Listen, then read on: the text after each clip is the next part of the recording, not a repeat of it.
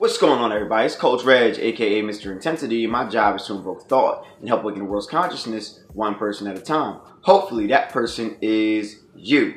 Now, I'm leaving my hoodie on. I've been outside so much, I'm just leaving it on at all times now. That's how I am right now. I hope you guys have been enjoying my live videos. I've been putting a lot of random ones up talking about just things that people need to get fixed and focused on. Obviously, I am doing nutritional videos still. I am continuing my series, but I just feel like putting a lot of videos out based off of just what I feel. That's what my spirit tells me. This is what I do. All right.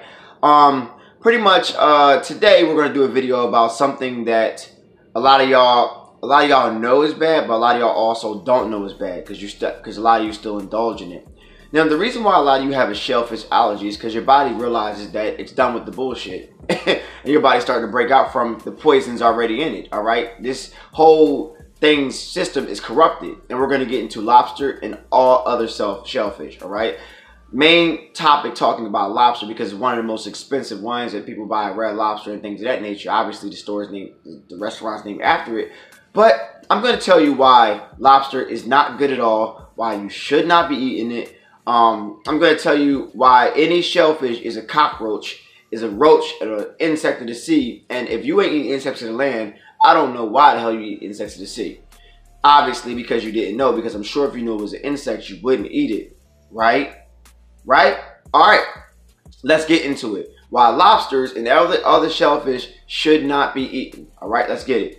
Now, lobsters have a dark past, which would probably shock you. The lobster was once considered so worthless and repulsive that even servants and slaves turned their noses up at it. You mean slaves and servants didn't even want this shit? Wow. Now, when the settlers first arrived in Massachusetts in the 17th century, lobster was abundant. Lobster would wash up on the shore in big piles, and people would just pick them up and bring them home for dinner. Now, as we have learned, if you have too much of something to go around, it depreciates in value. This abundance, combined with the fact that the crustacean looks like an insect, making a lobster a poor man's dish, only suited to feed slaves, servants, prisoners, and children. The word lobster even comes from the Old English word lobstare, all right, meaning spitey creature.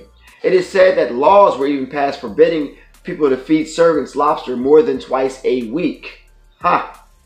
Wow. In the late 18th century, with the railroad, lobster was cheap and plentiful, and often canned, taking its place alongside tuna and spam, making it a good food to serve on trains.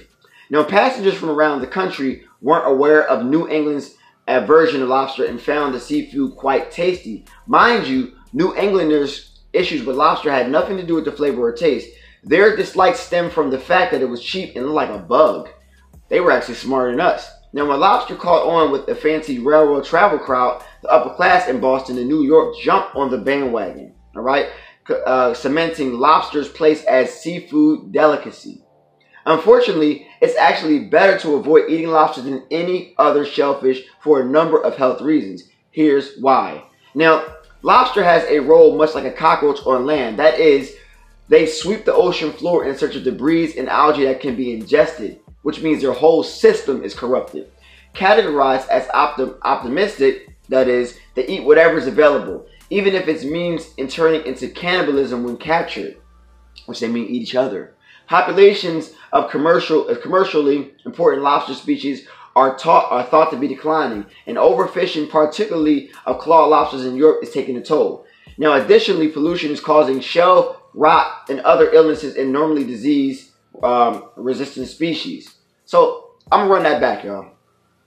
Additionally, pollution is causing shell rot and other illnesses in normally disease-resistant species. So, our pollution is messing up the ones that actually are resistant to disease. Ain't that crazy? Now, there are bottom feeders, like I said plenty of times, about shrimp and other things. It can be a host of parasites and other harmful organisms. They do not have a proper digestive system to filter out the toxins and parasites from their bodies, meaning anything harmful absorbed into them and simply stays. All right. Also, their very simple digestive systems make it difficult for them to expel waste, which means they hold them in. So when you eat shellfish, you often end up eating those wastes as well. They are one of the most common allergen-causing foods around the world. They contain contaminants, particularly mercury. And mercury is one of the most hazardous of heavy metals and can lead to serious health problems. They tend to have very high levels of cholesterol. Shellfish is treated as dirty by many religions, Judaism, Christianity, and others. There is a reason why many books, like the Bible, teach that shrimp is unclean, so it can be best avoided. Shellfish is known to pretty much be the bearer of food illnesses, such as E. coli, salmonella, Norwalk virus, and hepatitis A. Shellfish is a bottom feeder and feeds on sewage and waste that are thrown into the ocean. Now, shellfish increases the risk of health problems among those with medical conditions. People with altered iron metabolism, liver disease, and diabetes often have much more sensitive digestive systems, and eating shellfish can expose your digestive system to many more risks. Now, often you have a weakened immune system as well. You're going to start getting allergic to this stuff as well by destroying your body over a span of time. Like I was talking to my boy the other day, and he said he went to the restaurant. He said he ate. I told him he was crazy for this. So if he watches it, hey, I'm talking about you, bro. But he said that he went and ate shellfish, seafood at a buffet, not a buffet, a diner, which is even worse because you know that's the bottom of the barrel. And his immune system probably was weakened, and he ate the bull crap, and he broke out, and he's still breaking out. Now, shellfish is usually cooked, but it's difficult to cook it properly. The fact that it's difficult to cook means that you can often be exposed to undercooked shrimp, crab, and other shellfish. Oh yes, crab is one of those too. It is the raw seafood that contains the most contaminants. And undercooked shellfish is definitely unhealthy. They are highly perishable and can spoil very easily. Once the shellfish has spoiled, it can be much more hazardous to your digestive health. You'll find that eating shellfish when it is just slightly spoiled can lead to serious bacterial infections and food poisoning. So it's very important to avoid eating shellfish unless you're 100% sure it's fresh. And even if it's fresh, its system is corrupted because it's still dirty, because what it feeds off of is pure filth. Alright? Now, if you're a health nut, it may be wise to avoid shellfish. More often than not, you can still have a few ounces of your favorite crab or shrimp, they say, but I say don't do it. I'm reading the article, I'm telling you, don't do it. Alright? If you read from what I'm saying, that means that if you're eating this stuff, right? And even if you have a healthy system, that system is going into a healthy system. And if you have an unhealthy system, that system is going to an unhealthy system, which is making that unhealthy system much more unhealthy. So what does it tell you? The moral of the story is stay away from shrimp, crab, lobster, and any other shellfish that's a bottom feeder. All right? Hermit crab, whatever else, crustaceans, all kinds of crustaceans. I mean, if they're like a roach, 9 times out of 10 if it roach. If it barks like a dog, it's a dog. If it looks like a duck, it's a duck.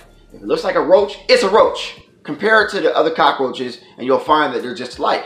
All right? Cockroaches, grasshoppers, things of that nature. They're not bad, but I'm just saying. People ask me to find a video or do a video about how insects can be a protein option. Like, are you going to eat the insects if I do the video? Probably not. You just want to know. So do the research, because I'm not doing research on things people aren't going to do.